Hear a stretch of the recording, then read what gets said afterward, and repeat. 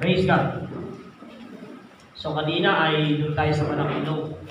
At ang naging topic po natin doon is Triumph at the Tomb. Doon sa Mark chapter 16.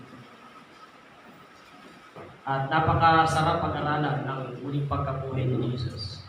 Amen. Sabi ko nga doon sa Malakinog, dapat higit na mas lalo natin pinagdidiwang ang pagkabuhay ni Jesus. Amen? Kaysa yung araw ng Pasko. Naintindihan niyo mga kapatid? Maaaring naintindihan lang natin yung una na sinilang ating tagapagligtas. Pero kung doon lang tayo nakafocus at hindi natin tatapusin kung bakit siya pinanganak. Amen?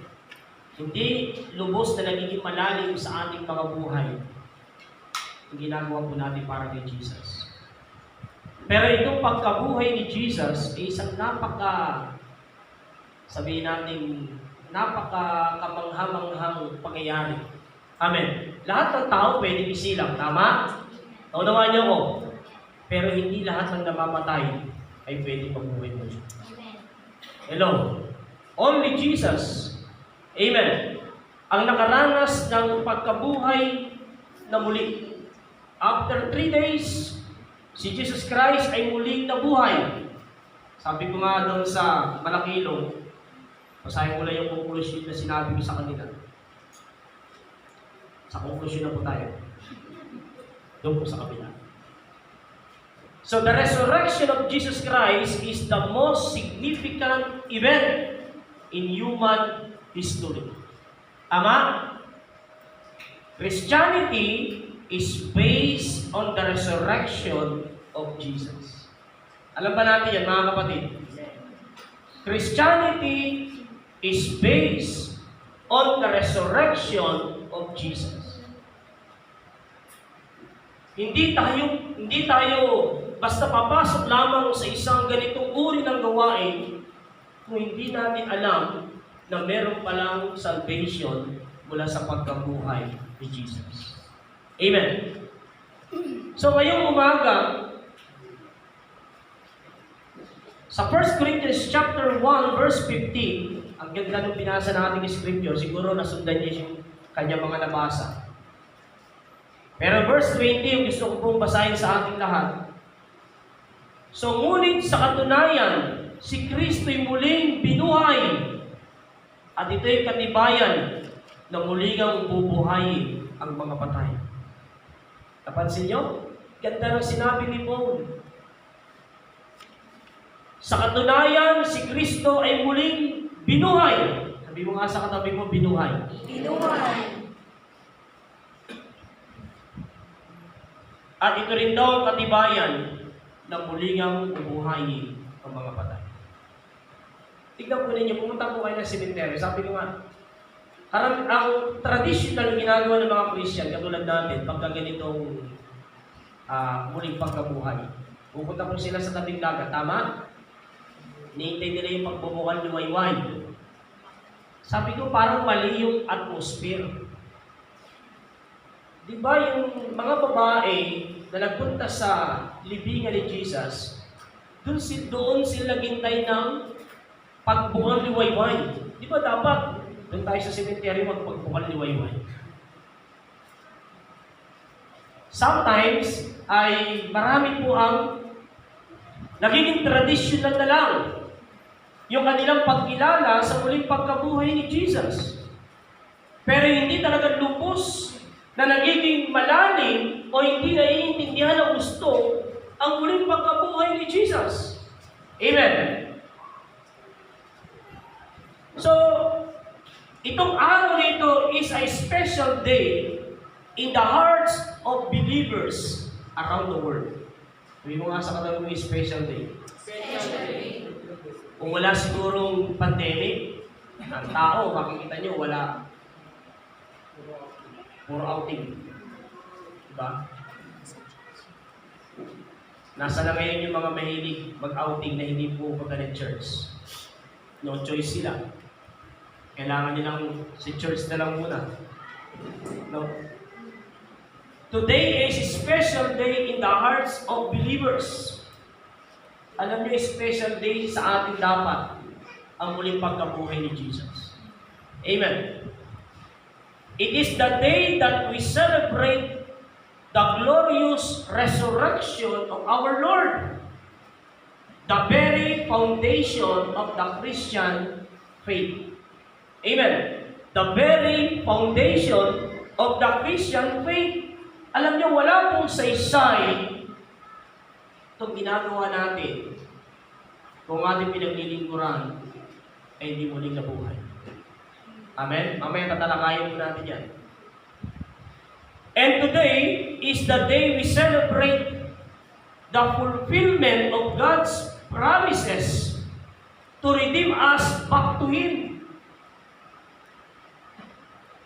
Ang tao, kung alam niya na si Jesus ay muling nabuhay para sa kanyang kaligtasan, dapat nagbabalik loob ang tao sa ating Panginoon.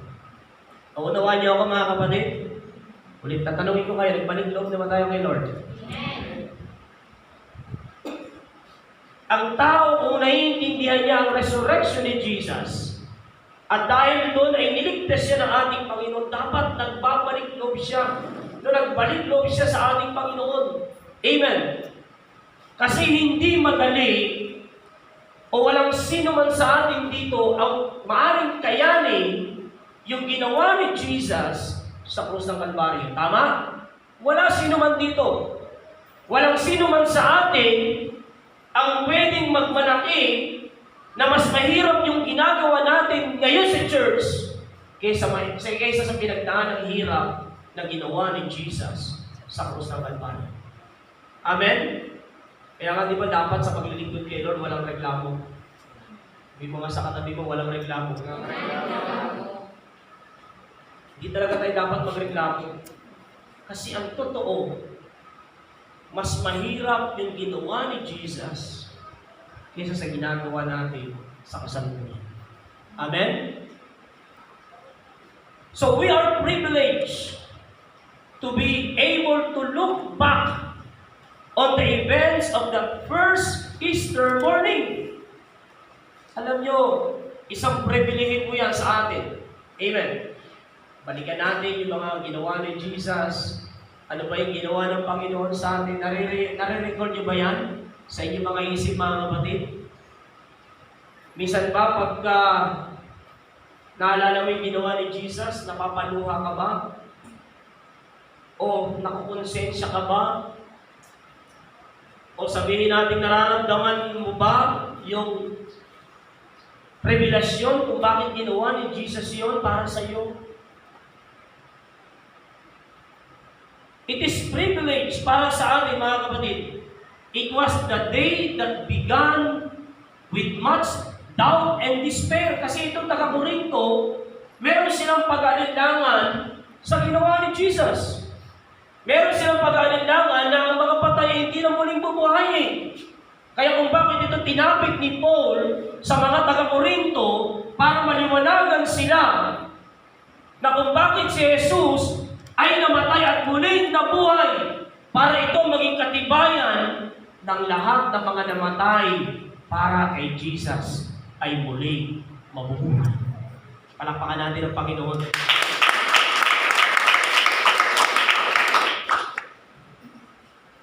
Kaya nire-remind po ito ni Paul sa mga taga-Corinto.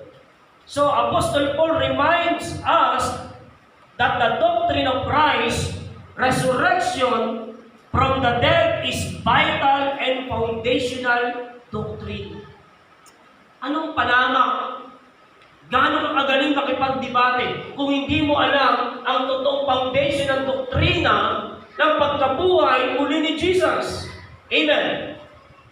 Anong panamak? Gaano kadami mong alam na verse ng Bible, ngunit hindi mo ba naiintindihan ang muling pagkabuhay ni Jesus na siyang pinaka-foundational doctrine na katulad namin mga Kristyano.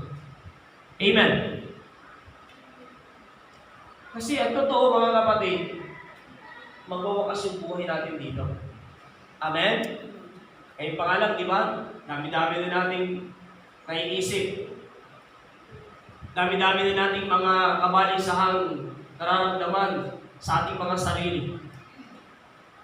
Pero nakukomfort tayo sa tuwina na inaalala po natin yung muling pagkabuhay ni Jesus at ano man ang mangyari sa atin, no?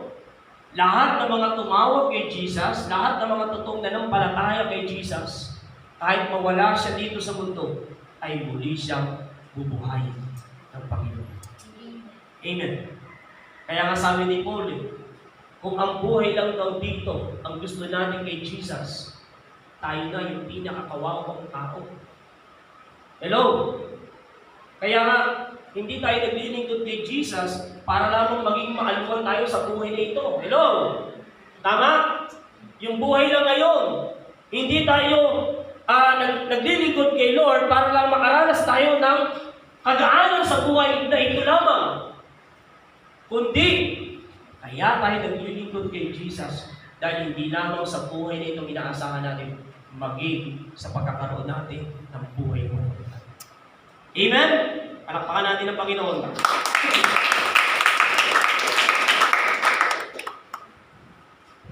Ang totoo, in fact, He tells us that it is essential, lugaw, dito lang, essential component, di ba?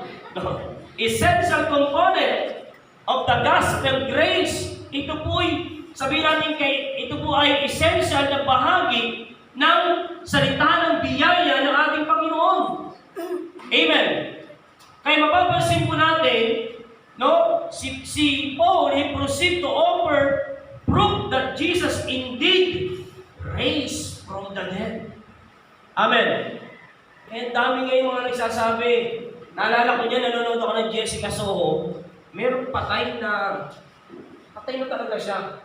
Ngayon, inilibing, kaya lang dahil nagkaroon ng pagbaha, inalod yung kanyang ataol. Tapos, nung binuksan, alam nila, Diyos na yung kanilang ninuno. Ginawa nila, pinreserve nila yung bakay. Kinuha nila nila sa ataol, tapos parang pinatuyo. Tapos ginagawa ngayon ng Diyos. Sabi nila, kaya raw siya muling bumalik ay para iligtas niya yung kanyang mga kamag-anak.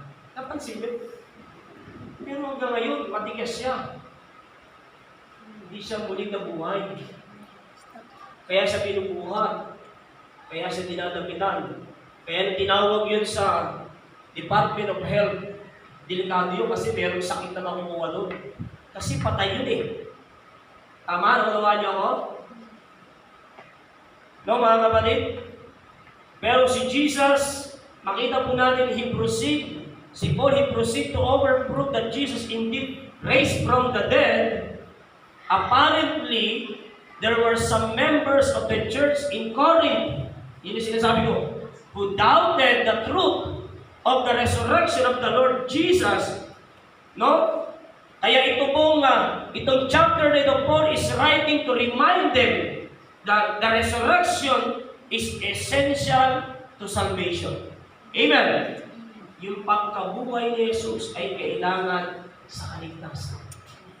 Yun ang lagi po natin tatandaan, mga kapatid. Isang malalim na dapat nating maintindihan o dapat nating palalimin mabuti sa ating mga buhay na ang pagkabuhay ni Jesus ay kailangan para sa ating kaligtasan. Amen? Kaya yung iba, napansin nyo, ay Pasko lang nila alam ang salvation. Pero pagdating sa resurrection ni Jesus, di po nila inaiintindihan. Hello? Kasi kung doon ka lang nakatuon, kulang yun. Tama? Kulang.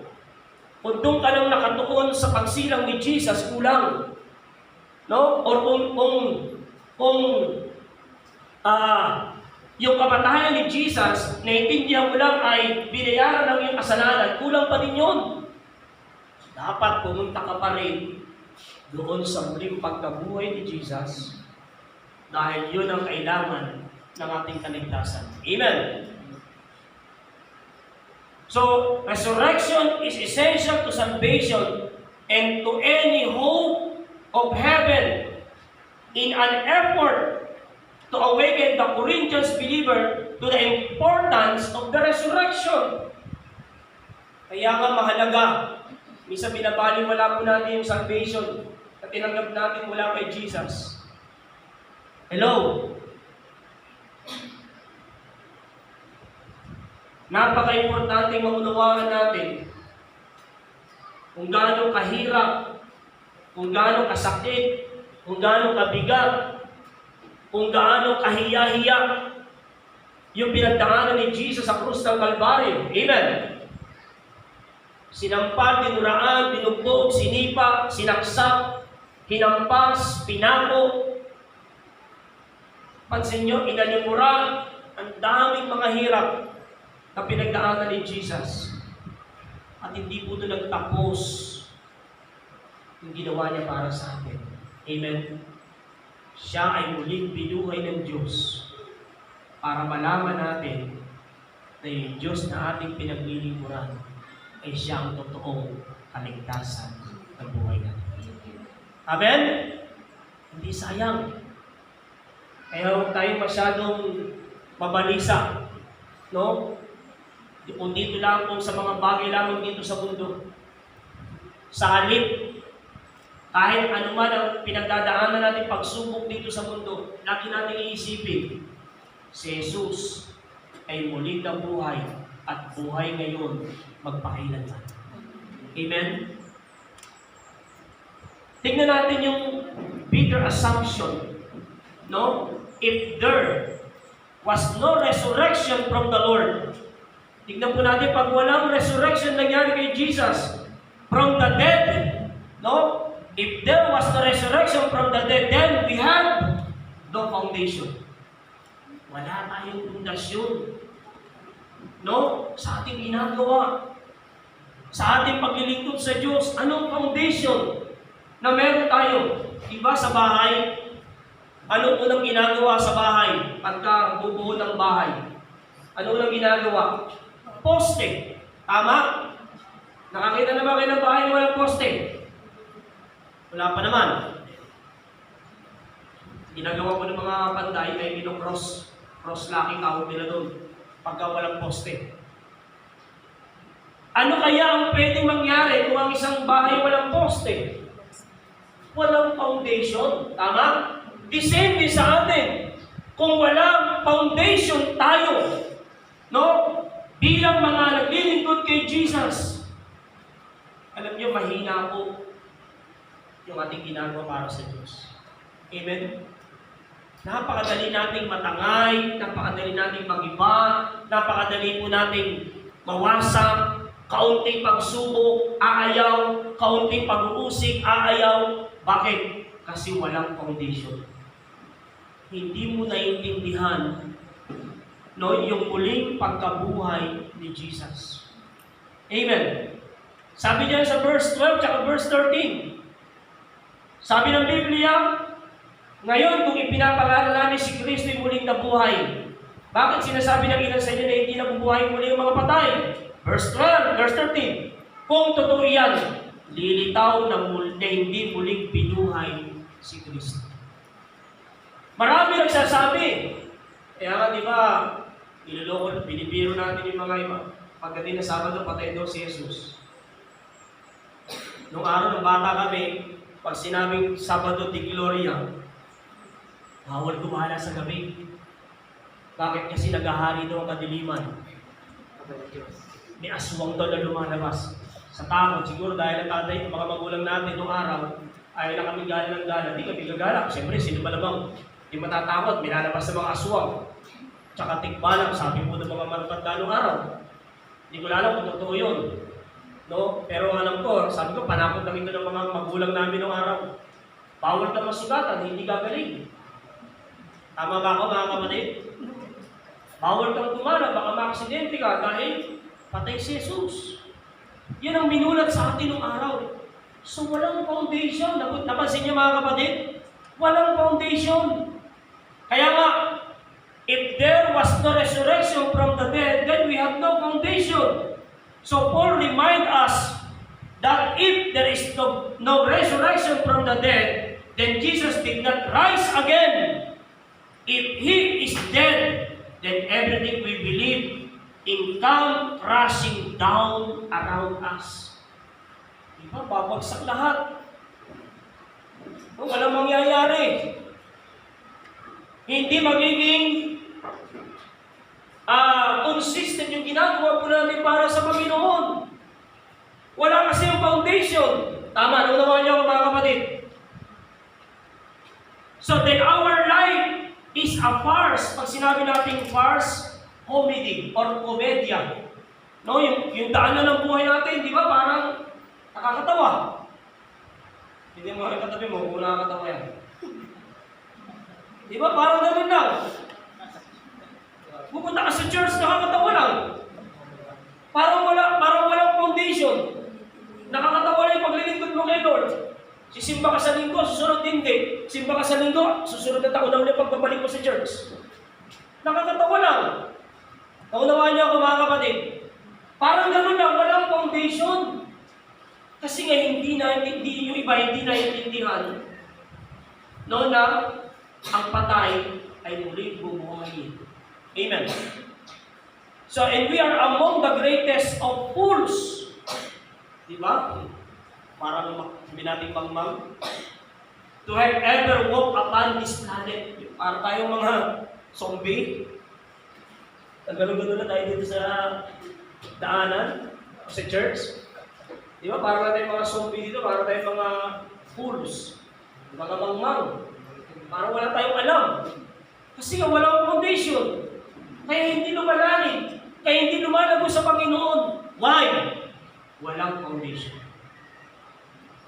Dapat maintindihan natin kung bakit si Jesus ay namatay at muli nabuhay. Amen. Para magkaroon tayo ng foundation. Amen? Para may tatayuan tayo sa lahat ng ginagawa natin para kay Jesus. Kahit mapagod ka, kahit maghirap ka, kahit mag-effort ka, kahit magkasakit ka sa ginagawa mo kay Lord. Bakit? May foundation. Tinatayo at yung pundasyon na yun. Why? Kasi alam mo ano man ang mangyari. Kahit ikaw ay mamatay, ay muli kang bubuhay ni Jesus. Alampakan natin ang Panginoon.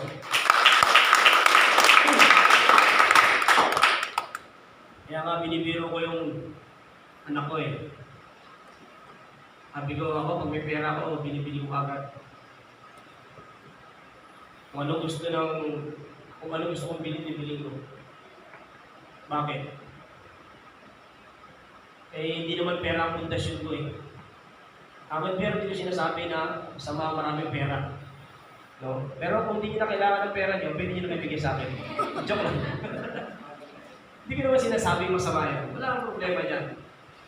Ang gusto ko lamang po nating balansihin, wala po doon yung ating pundasyon. Amen. Ang pundasyon natin lagi ay na kay Jesus. Amen. Sabi mo nga sa katabi, na kay Jesus. So, for if Jesus is dead, then our system of belief is dead. Tama? If Jesus, kung si Jesus ay patay, no, then our system of belief is dead.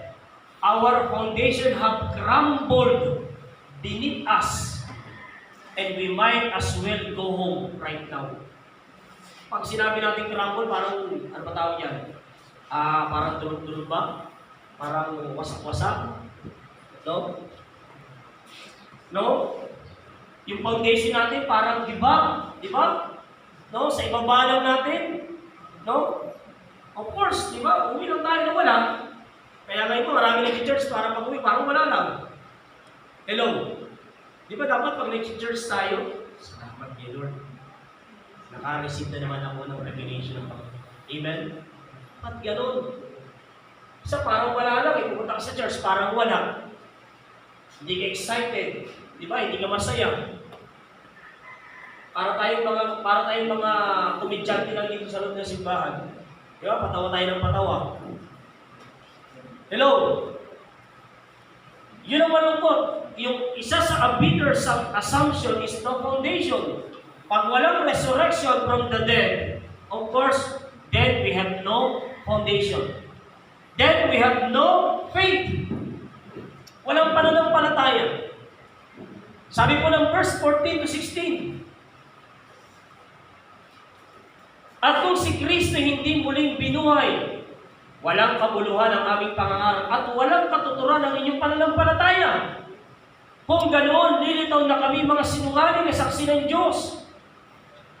Dahil pinatotohanan namin na muling binuhay ng Diyos si Kristo, ngunit hindi naman pala.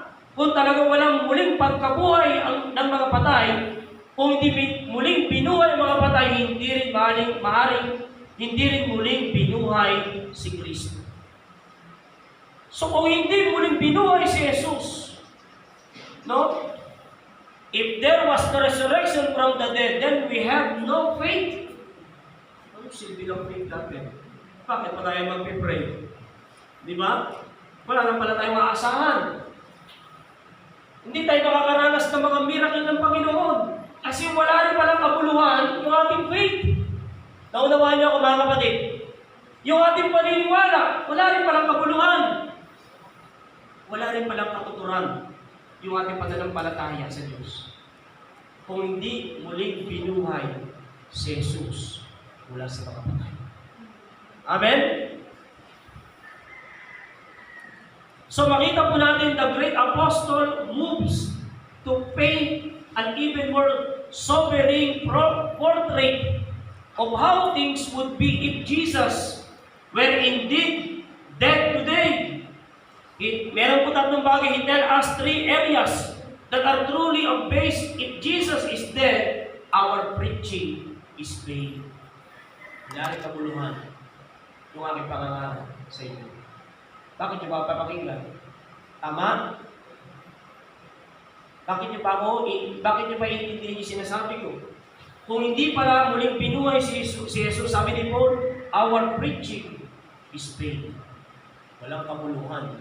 Kahit gano'ng maganda ang sermon, kahit gano'ng alalim ang sermon, kahit gano'ng mabulaklak ang sermon, di ba? Kahit gaano kamangha-mangha ang sermon, kung walang pagkabuhay kay Jesus, wala rin po itong kabuluhan. Ngayon, 2 beses akong nag-aaral. Kasi iba yung topic ko doon, iba yung topic ko dito. Kung wala pa ng kabuluhan, sabi ko kanina sa mga taga-Balakino, hanggang katapusan daw itong ating ganitong sistema. Sabi, Pastor, hanggang katapusan. O sige, hanggang katapusan na yun ang mundo. Sabi ko, para hindi na ako mag-aral kasi kung wala rin palang kabuluhan yung ginagawa natin, bakit pa tayo magpapatuloy? Tama? Bakit pa ako magpapakapuyak? Bakit pa ako magsasaliksik? Tungkol sa sinasabi ng Biblia, kung wala rin palang kabuluhan at kung hindi muling binuhay si Jesus. Pero dahil muling binuhay si Jesus, may kabuluhan ang ating pangalan. Tapakan natin ang Panginoon.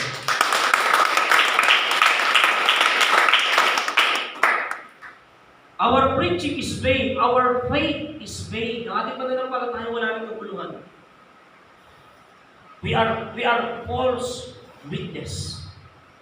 Tayo po yung mga sinungaling saksi o mga maling saksi. We are false witness. Sabi ng verse 15 sa ating binasa. Di ba?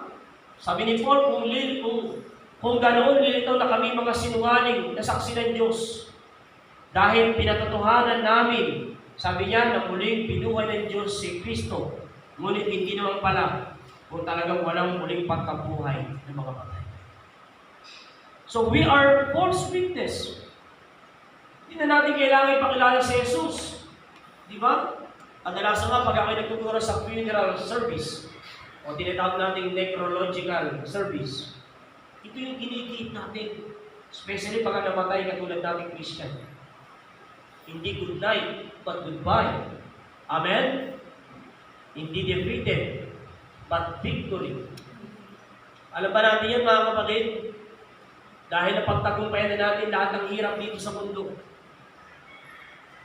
Ang sabi ni Paul, to live is to Christ, to die is to gain. Amen. Ang buhay kay Kristo, ang mamatay ay pakinabang. Kaya nga hindi po natin dapat tila binabaliwala yung ginagawa po natin sa Diyos. Amen? Usap nga kami ng mga leader natin eh. Sabi ko, napapagod din ako. Sabi nila, parang hindi ka naman napapagod, Pastor.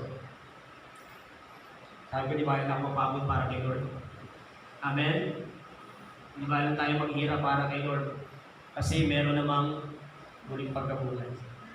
Yung mga uli sa katabi mo, muling pagkabuhay. Muling pagkabuhay. So if there was no resurrection from the dead, then we have, kanina, no foundation, no faith, no forgiveness. Sabi mo nga sa katabi mo, no forgiveness. Hanggang ngayon, makasalanan ka pa. At kung walang pagpapatawad, maaari tayo mapunta sa impyerno. Tama? Maaari tayo mapahamak. Mga kapatid.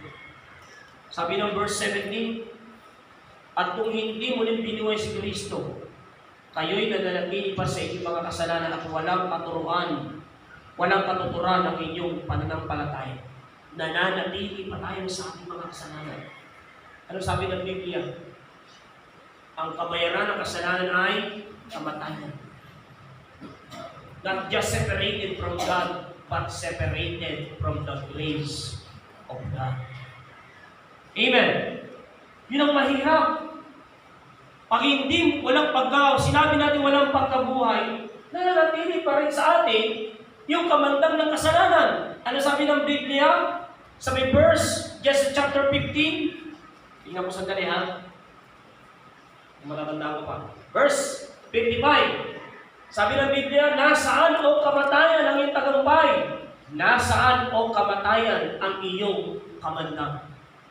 Nasaan ba ang kamandang na kamatayan? Nasa kasalanan. Tama? Kaya, magkakaroon lamang na kamandang ang kamatayan kung nananatili pa tayo sa kasalanan. At kung hindi muling binuhay si Jesus, no forgiveness na pwede mangyari sa akin. So if Jesus is still dead, then we cannot be justified and we are lost in sin. If He is dead, then we are still looking for a Redeemer. Mananatili pa rin tayo, sabi natin hahanap na tagapagligtas, and we are all headed to hell. Mahirap.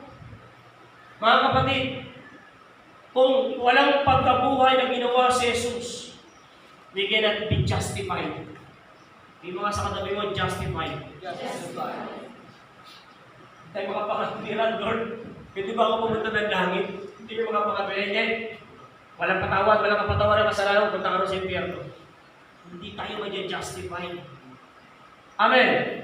Kaya mapalad tayo, dahil ang dami-dami natin nagawang mali, pero napatawad ng Diyos. Amen. Sana huwag mo na muling dagdagan. Diba? Huwag mo lang dagdagan. Kasi alam mo na, hindi po napatawad ka na ni Lord, napatawad na ako ni Lord eh. Gagawa ulit ako ng mali. Alam niyo, mahirap po yun. Pero sinabi din ng Bible, Hebrew chapter 5, sabi ng Biblia, pagkatapos mong malaman ang katotohanan, tinanggap mo ang katotohanan, sinadya mo ulit magkasala, bumalik ka pa sa dati mong buhay, sabi ng Biblia, wala na raw Jesus na muling maghahandog o mamamatay para sa ating kasalanan. Hello? Naunawaan niyo ako mga kapatid. Minsan, pinaglalaruan natin ang kasalanan. Para bang gadget na lang. Di ba? Ang galing-galing natin mag-pindot, ang galing-galing natin mag-search. Sometimes parang gano'n na lang yung kasalanan natin. Pinaglalaruan na lang natin yung kasalanan natin. Pero hindi natin alam ang ibinayad ni Jesus sa ating kasalanan. Walang iba kundi ang kanyang dugo. Di ba nga sa katabi mo, dugo niya? Dugo niya. Isipin ninyo yun, mga kapatid, na dapat natin maintindihan. So, no forgiveness.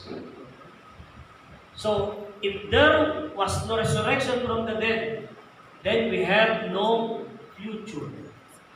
Di mo nga sa katabi mo, future. Wala tayong kinabukasan. Anong sabi ng verse 18 to 19? Hindi lamang yan, nilitaw pa na ang lahat ng mga namatay na sumampalataya kay Kristo ay napahamak. Kung ang pag-asa natin kay Kristo para lamang sa buhay na ito, tayo lang pinakakawawa sa lahat ng tao. Ano hihintayin natin sa inaharap? Wala namang pala. Napansin nyo? Mga kapatid? Kaya makita natin si Paul now moves beyond this life to consider things of an eternal nature. He tells us that if Jesus is still dead, then we have no hope for the future at all. Wala naghihintay sa atin sa inaharap. Kasi nga, walang pagkabuhay na nangyari kay Jesus. Amen? Ganun ka bigat, mga kapatid. At even yung ating mga loved ones na unang tumanggap kay Jesus, tapos namatay. No? Mananatili na po silang habang buhay na wala rin mangyayari. Tama ba? One of the blessings to the Christian life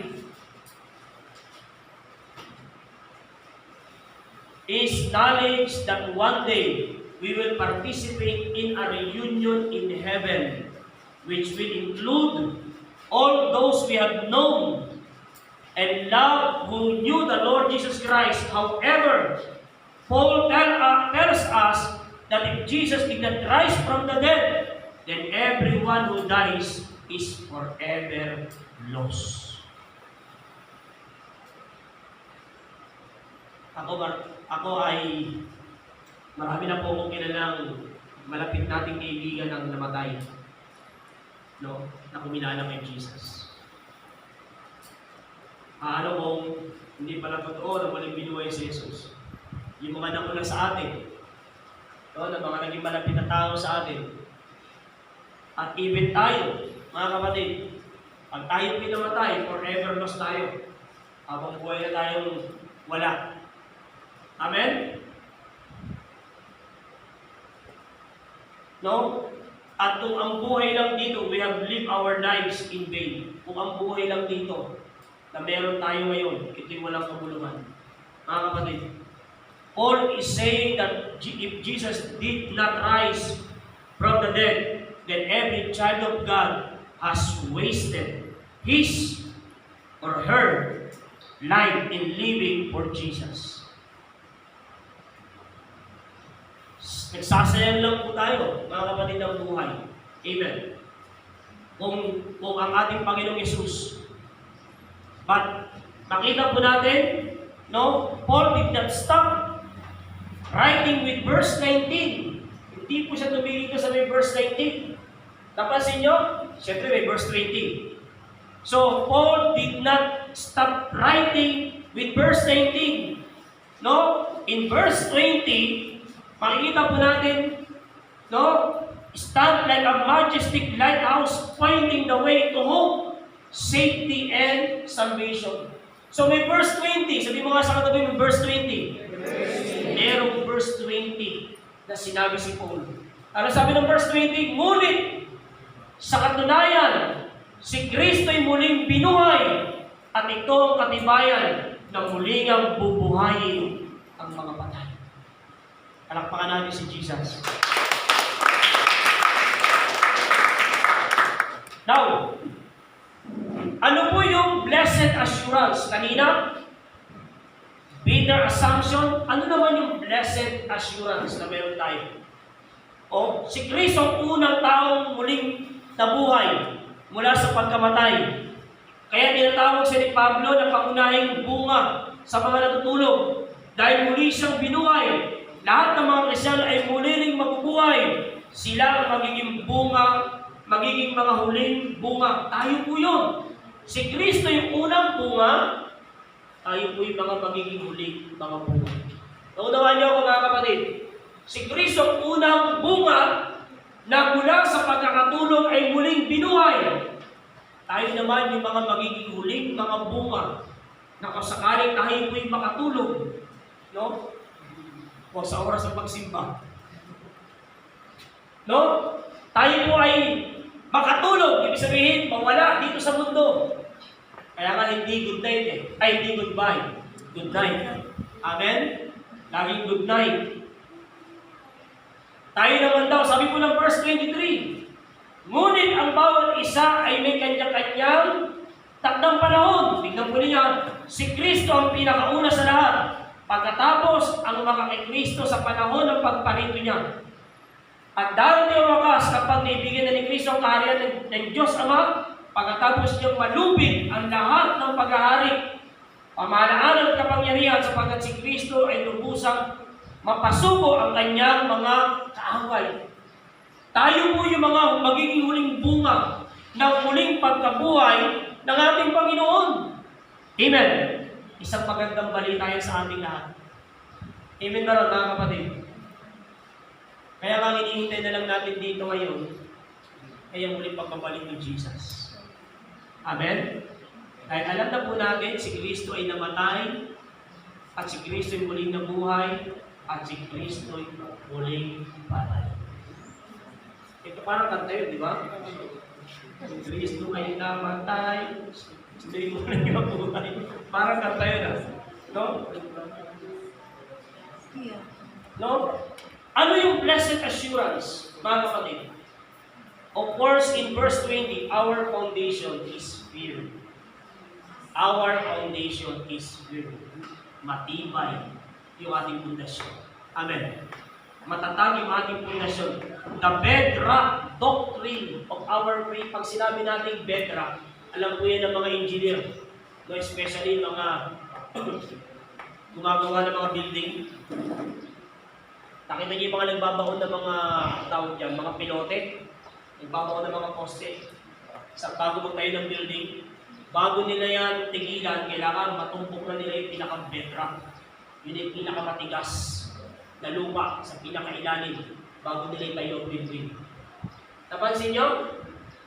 Alam niyo ba, mga kapatid, ang bedrock ng ating doktrin, ng ating pananampalataya, mga kapatid, walang iba kundi si Jesus.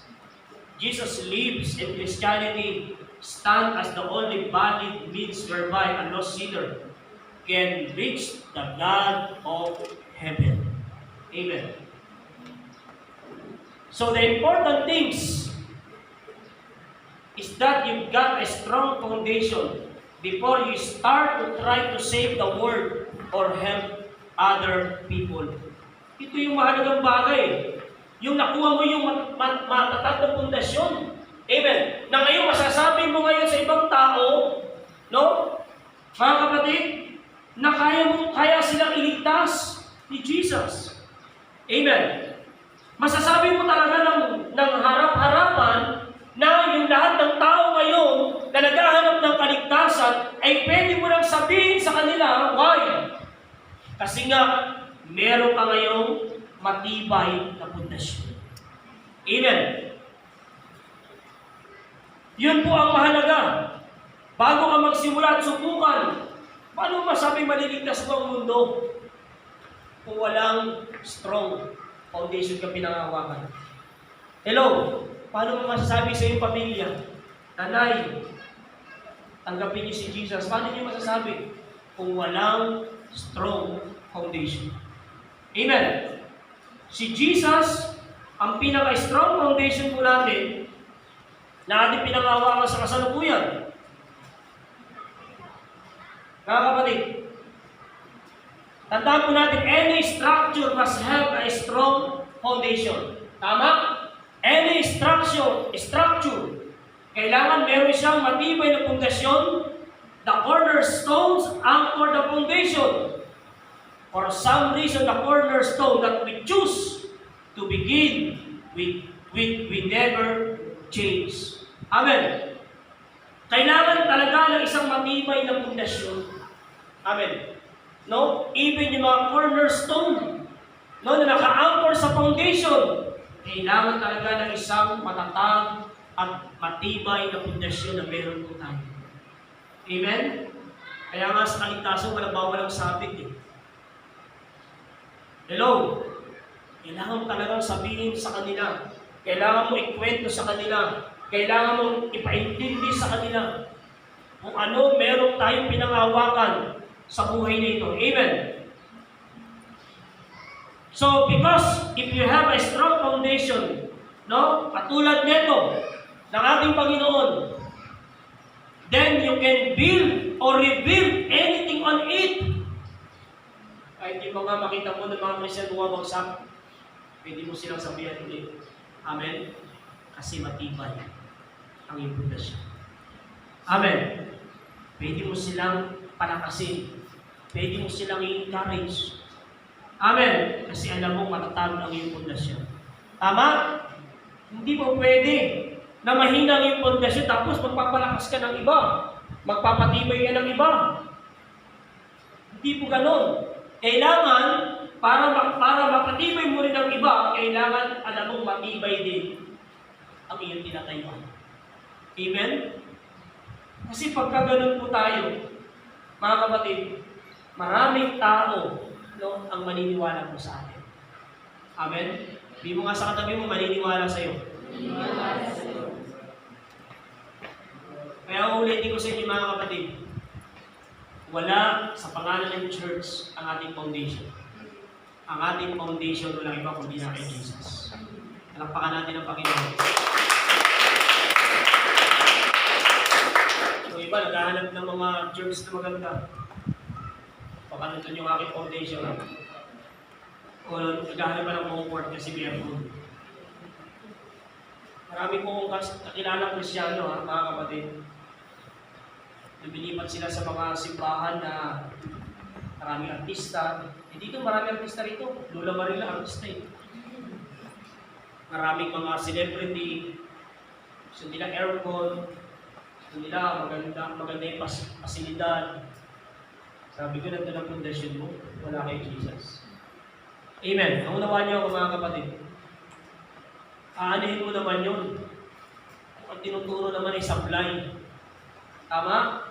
Kung ang sinasabi naman ay sablay at hindi mo pwedeng pangawakan na mabuti sa ating mga buhay. Tama?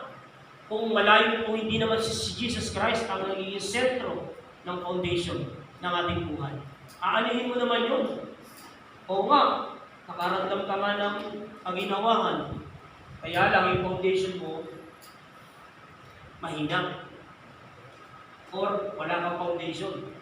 Kasi hindi si Jesus ang sentro na dapat tinatayuan natin lahat kung tayo nandito kay Jesus. Amen. Kaya malagi ko sinasabi sa inyo, huwag ka titingin sa tao. Hindi mo nga sa katabi mo, huwag ka titingin sa tao. Huwag ka titingin sa tao. Kasi pag lagi ka nakatingin sa tao, walang foundation yan. Lagi mo kong tignan, wala kang foundation makukuha sa akin. Hindi, pastor ka eh. Ang foundation ko si Jesus.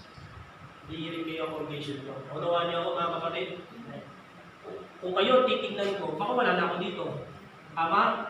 At kung ako titignan ninyo, wala rin kayo dito. Naunawaan niyo ako mga kapatid. At kung kayo titingin sa isa't isa, baka wala rin kayo dyan. Naunawaan niyo ako. Ang foundation natin walang iba kundi si Jesus. Kahit anong tingin natin sa tao, hindi naman yung perfect eh. Hindi naman niya talaga matibay. At anong gawin mo, mahina pa rin yan. Amen? Naging matatag lang yung pundasyon natin because of Jesus. Siya yung namatay at muli nabuhay. Amen?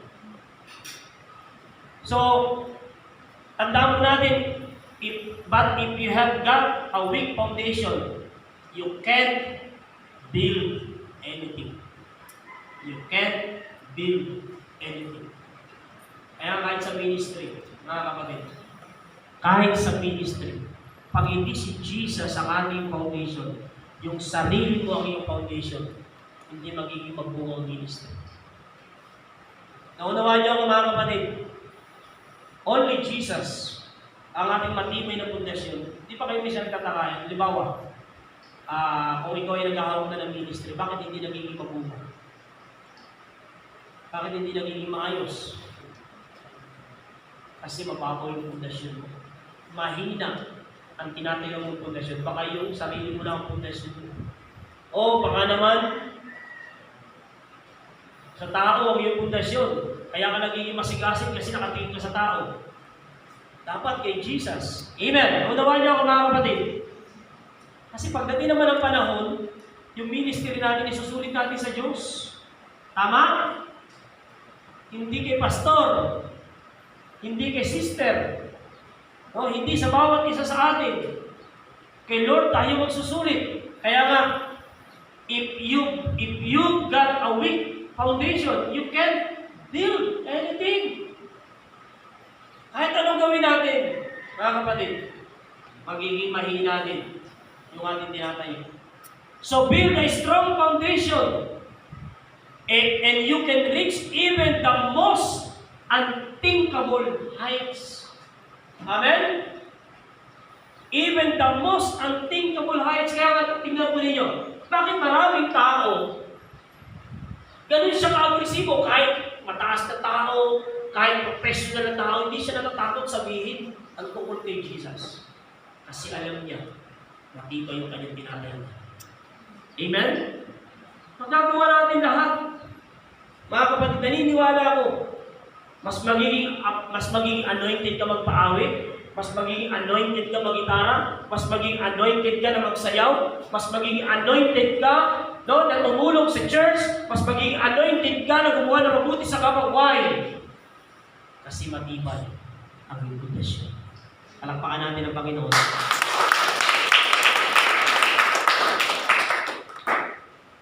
Huwag tayo lagi titingin sa tao. Amen. Pag lagi tayo nakatingin sa tao, sasabihin ko sa iyo kapatid, ikaw ay laging disappointed. Ikaw ay laging madi-discourage. So, it is not the beauty of a building you should look at.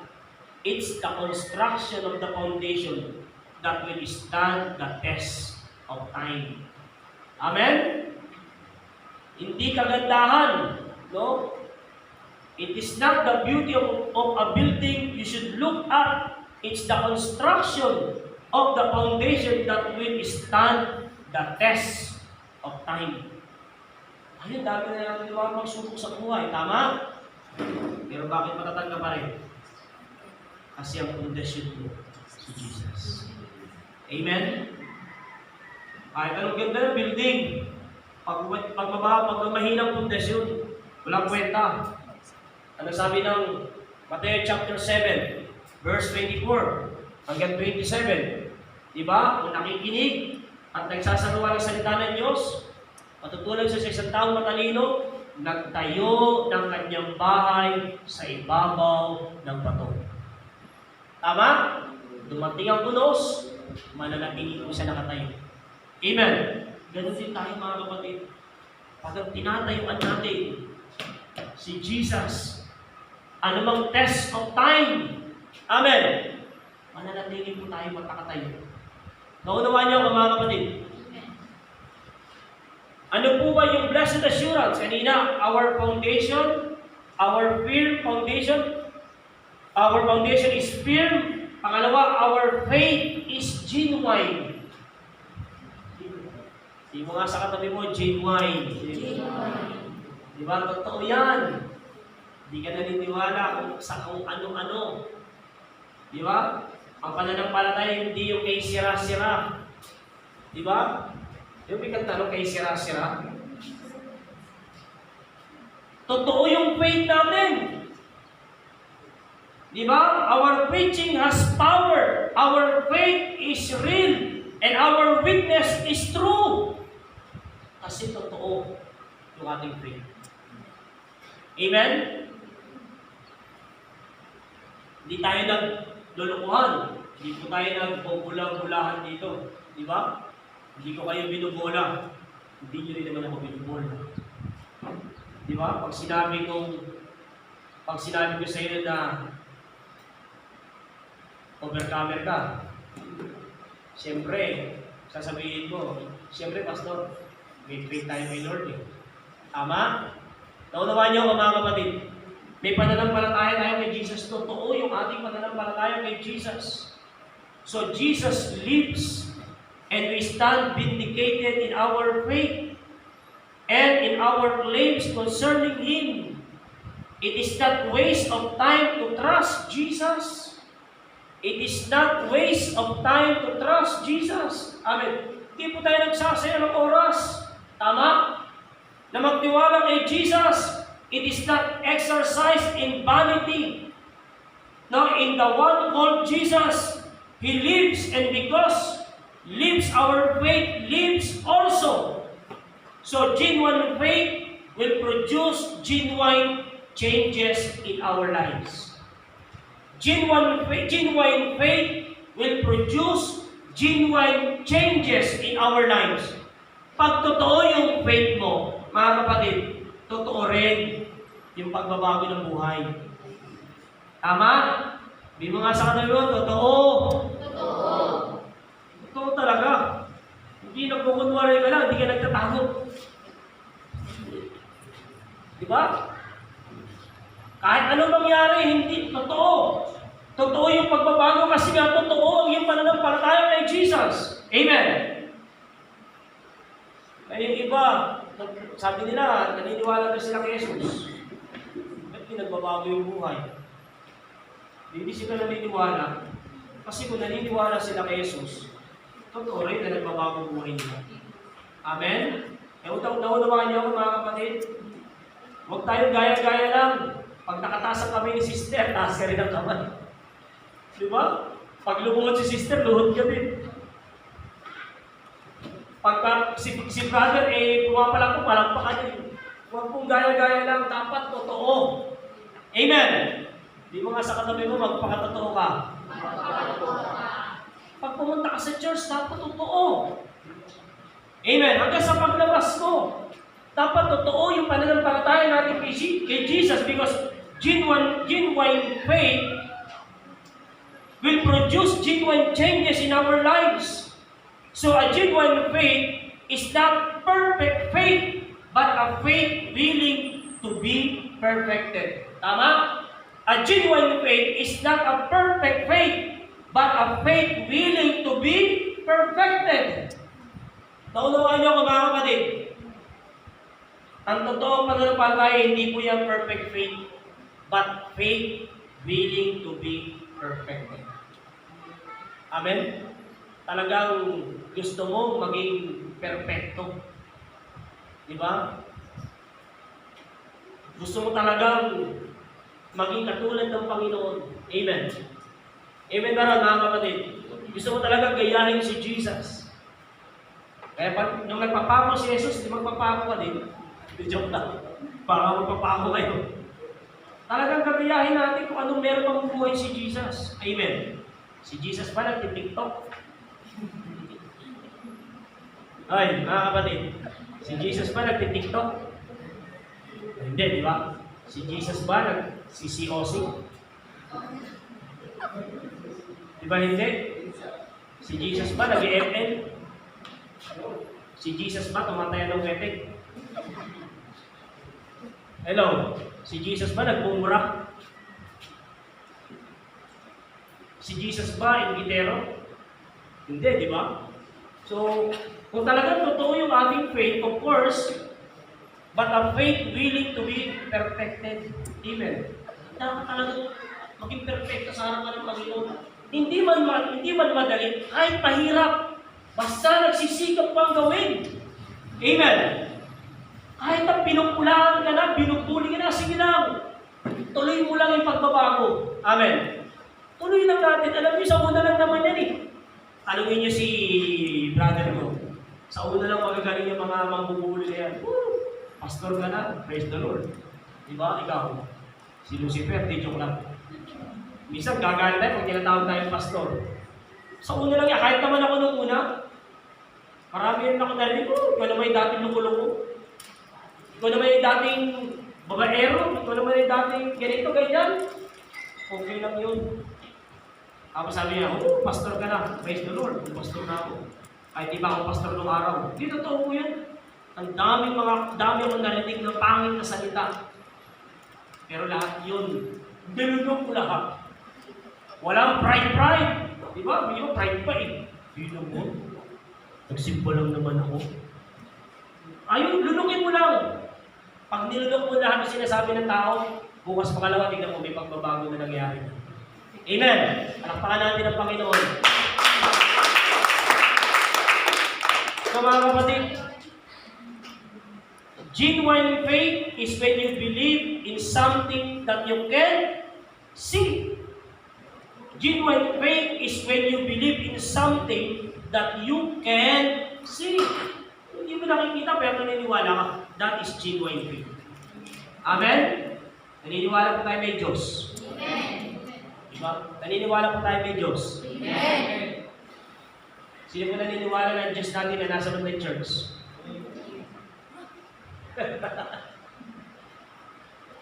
Sino po naniniwala dito yung Diyos natin ay nandito? Amen. God is omnipresence. Amen. Kahit sa kamagpunta, nandiyan ang Diyos. Tama? Hindi mo lang kailangan buhatin eh. Ito ko bubuhatin. Hoy, dito ka nga, nasagasaan ng truck. Diba? Hindi mo pa naman pansin yun?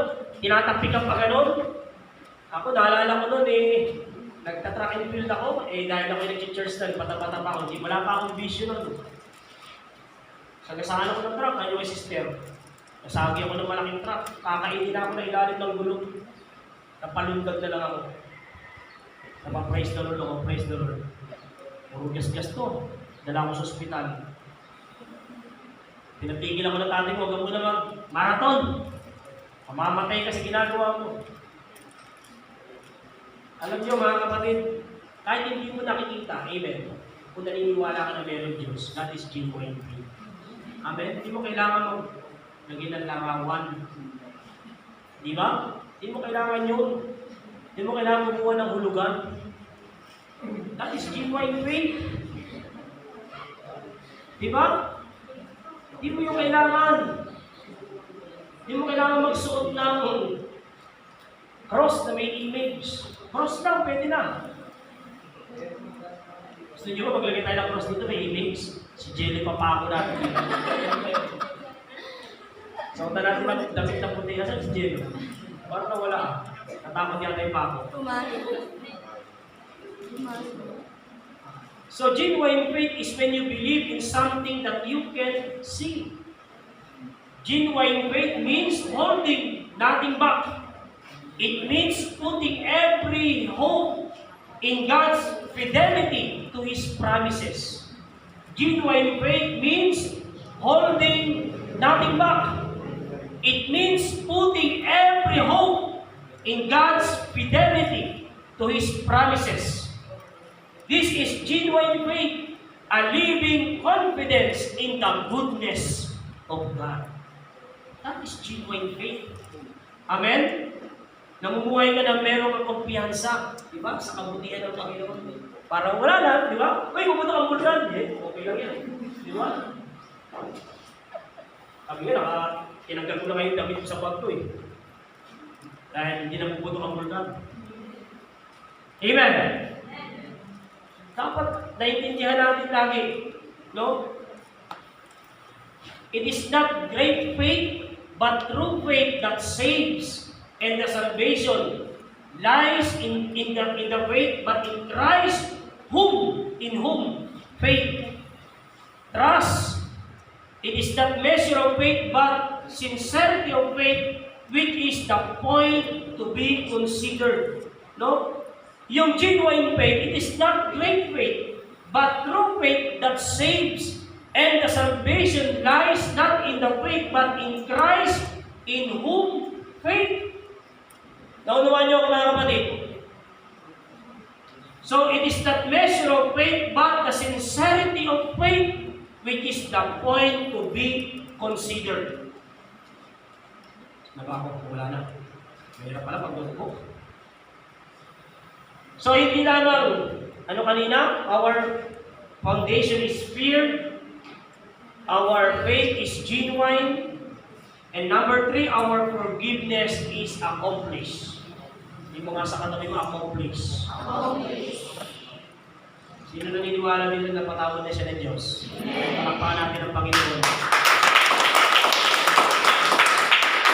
Tao, mga kapatid, ha?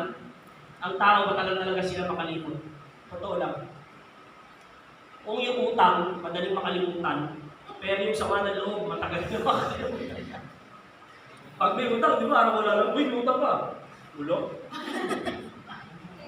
Pag utang, ba't yan dali makalimutan? Pero pag yung galit, tagal makalimutan, no? After 10 years na, 15 years lang, di ba nakalimutan? Alam mo, kasalanan ko kasi 10 taon na nakakalipas. Sabi. Pero si Lord, di ba? Pag sigaw ni Lord, Tetelestai, it is finished. Tapos na lang. Amen? Pinayaran na ni Jesus. Pag sinabi natin Tetelestai or it is finished, ito'y pangungusap ng isang tagumpay. Amen? Pangungusap ko ng tagumpay. Bakit? Tignan ninyo.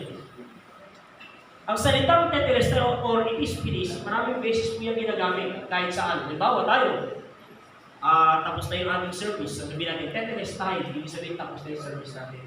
Naunawaan niyo ako? Ganun din si Jesus, tapos na Lord. Okay na. Binayaran mo na. Di ba? Wala nang pwede bang magsabi sa akin na hindi ko nabayaran yung kasalanan ng tao. Napatawad ko na sila. Ano sigaw ni Jesus Christ?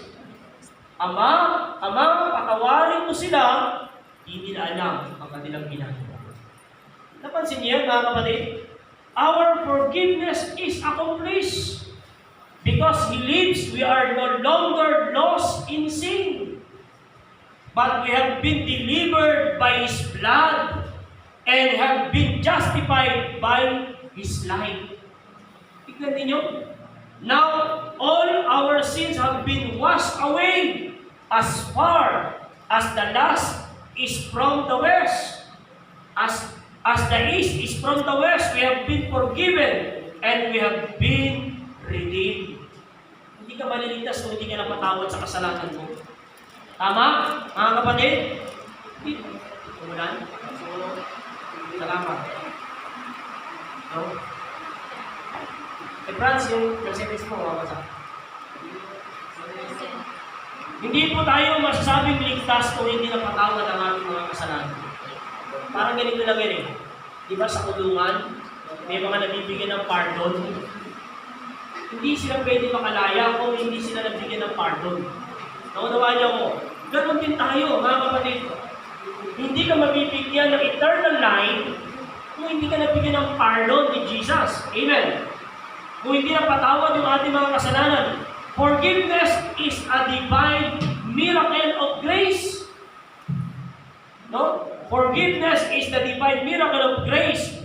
It cost God the cross of Jesus before He could forgive sin and remain a holy God.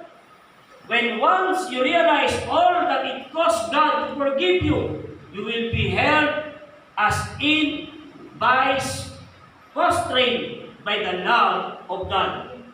So if God did not forgive sinners, heaven would be empty.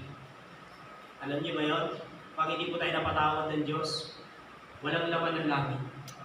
Kaya nga, sabi ng mga man of God, ang laman daw ng langit, ay nandun daw yung mga lasenggo, mga babaero, mga magnanakaw, mga mahamani tao, na pinatawad ng Diyos. Amen?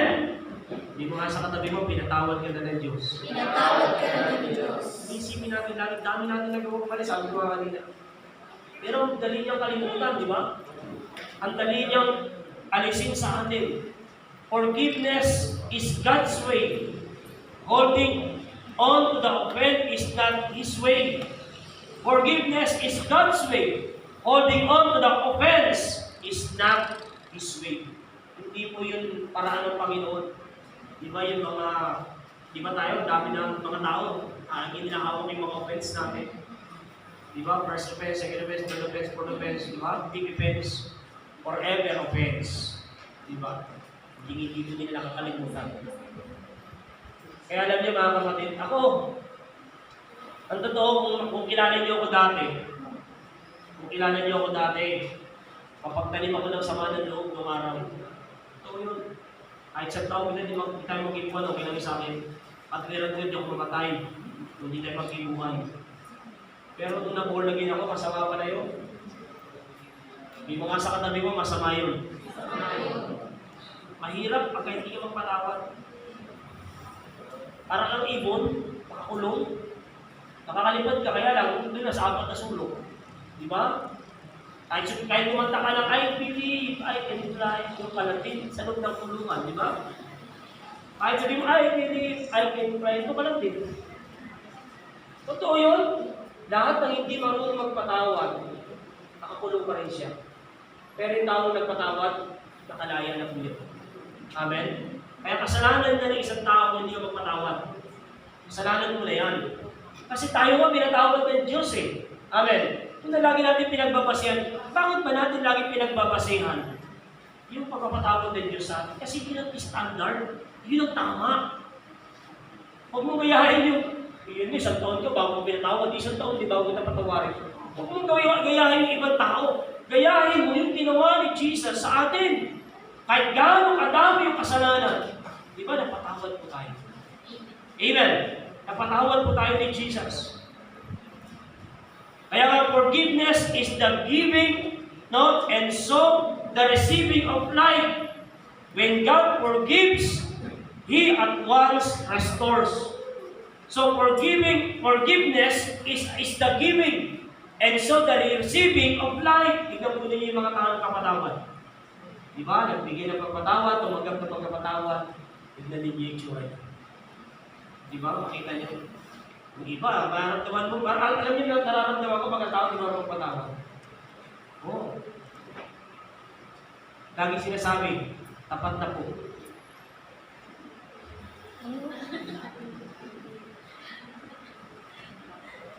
Magkano ba yan? 400, tawad naman, tapat na po. Hindi mo magpatawad po. Hindi alam niya, tao hindi marunong magpatawad. Simple lang. Ina-isolate po niya yung sarili. Simple lang yan. Kasi lumapit. Wait ako sa iyo.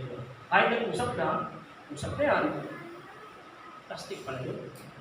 Wala totoo. Ano silbi? Ako sabi ko kasi sa nating kabataan, pag humingi ng sorry siya kahit sa chat, kahit hindi personal, okay lang yun. Patawarin mo. Di ba? Naunawaan niyo ako mga kapatid. Ako pagka medyo mainit yung dugo ko sa sa GC, may amin ako konsensya ko, may ina-unsend ko eh. Kasi sorry na po. Talaga naman, parang guguho yung kalooban ko eh. Hindi totoo naman eh, kahit sa chat na ano ba ang issue doon? Bawa, ako, nagbigay ako ng tawag, sorry ha, Robert. Kaka Robert niya, kung patawarin niya ako hindi. Pero importante, nakapagpatawad ka. Bakit? Ang tao na nagpapatawad ay kapayapaan. Amen. Amen? Pero nakakatawa yan. Kahit anong tawa. Kahit tawang buhaya, makikita mo yan. Hindi. Ang tao di ba nang patawad? Di ba? Plastic. Parang hindi siya masaya. Hindi totoo kasi hindi nga marunong patawad. Pero tayo, napansin niyo, yung muling pagkabuhay ni Jesus, nangangahulugan, our forgiveness is accomplished. Amen. So, after grief of sin, there should be joy for forgiveness. We are not forgiven because we are good. We are forgiven because Christ bore our sins. Amen? We are forgiven because you are good. No? Or we are good. We are forgiven because Christ bore our sin. Sin cannot be undone, only forgiven. Sin cannot be undone, only forgiven.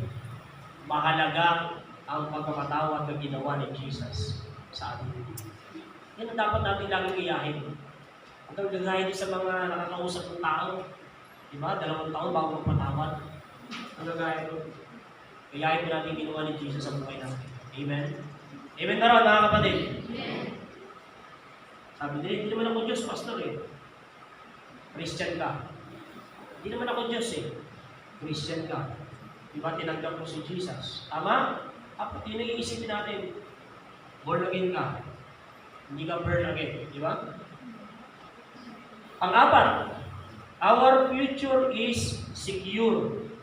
tandaan po natin, ang blessed assurance na muling pagkabuhay ni Jesus, our future is secure. Amen. Ang ating po kinabukasan o hinaharap ay tiyak. Amen. Or merong seguridad. So sabi po uli ng ating binasa kanina in verse 20, makikita po natin, ngunit sa katunayan, si Kristo ay muling binuhay at ito katibayan ng muling ang bubuhayin ang mga patay. Amen. So our loved one who died in faith, live on and await our arrival in glory. There is heavenly home waiting all of God's children on the other side in this life. We can enjoy the victory, but in the life to come, we can enjoy the presence of the one who died in our place on the cross. Kaya nga sabi ni Jesus, di ba? John chapter 14. Ano sabi ni Jesus? Saan daw pupunta si Jesus? Sabi ko ng mga disciples, sabi niya, pupunta ako sa Ama. Ipaghahanda ko kayo ng pansyon. Hindi bahay ko. Di ba?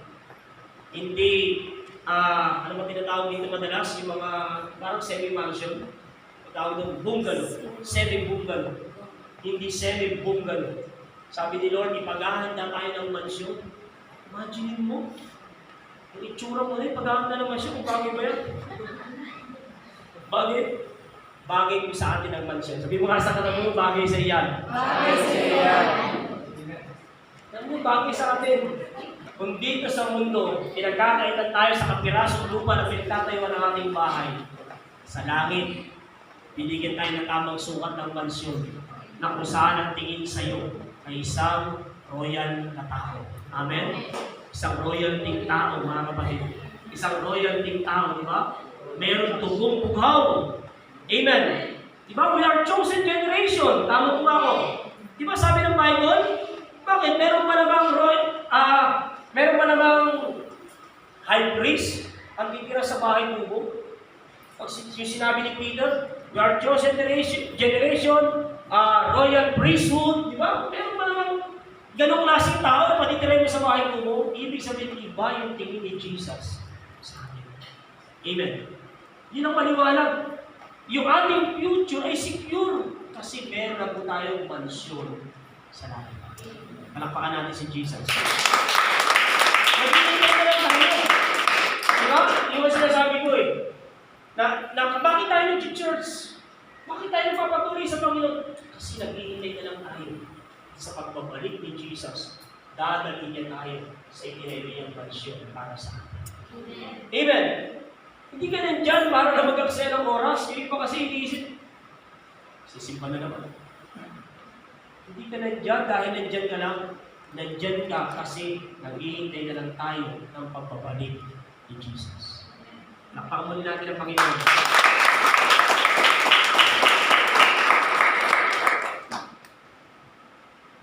So, maliwanag, mga kapatid, na kung anong meron tayong future pagdating sa hinaharap. Amen. Kung anong meron tayong seguridad sa ating po hinaharap. Walang iba kundi tayo po ay naghihintay na lamang na makapiling ang presensya na nag-iisang namatay sa krus ng Kalbaryo. Walang iba kundi ang ating Panginoon. Alam niyo, mapalag ganong araw yung mga disciple. Even si Stephen, nung habang pinahabol si binabato, namamatay siya. Nakita niya si Jesus, sabi ng Biblia, nakaupo sa kanang trono ng Ama. Napatayo kay Stephen. Mga kapatid, pag binabato ka pala, napapatayo si Jesus sa iyo. Kapag handa ka mamatay para kay Kristo, napapatayo si Jesus para sa atin. Amen? Ibig sabihin, tanda na matuwid yung ating pinapakita sa harapan ng ating Panginoon. Amen? Kaya, okay lang minsan, di ba? May mga pinagdadaan ng pagsubok sa buhay. Okay lang minsan na marami tayong nararanasan sa buhay. Wala na. Malukas. Okay. Lagi po natin tatandaan, worry fades away when we know for the sure of our future is secure in God's hand. Alam niyo, nawawala po yung ating pag-aalala. Tama? Kapag alam natin na sigurado yung ating kinabukasan, no? Sa kamay ng ating Panginoon. Nawawala yung pag-aalala natin, hindi na tayo nag-iisip. Yung ibang tao talagang sobrang mag-alala. Napapaalis sa libiste sa sobrang pag-aalala. So, never be afraid to trust an unknown future to unknown God. Amen? Never be afraid, no, to trust an unknown future to a known God. So, sa ating pong pagtatapos, sa ating conclusion, the resurrection of Jesus changed the face of death for all His people. Amen? Binago niya, mga kapatid, no? Yung mukha ng kamatayan ng lahat ng kanyang mga anak. Death is no longer a prison, but a passage into God's presence. Easter say, you can put truth in a grave, but it won't stay there. Ang sinasabi ng Easter say, you can put truth in a grave, but it won't stay there. Resurrection of Christ is the amen of all His promises. Amen? Resurrection of Christ proves that salvation is complete. That on the cross, Christ conquered sin, death, and hell, and rose victorious. To God be all the glory. Kahit po natin tumayo.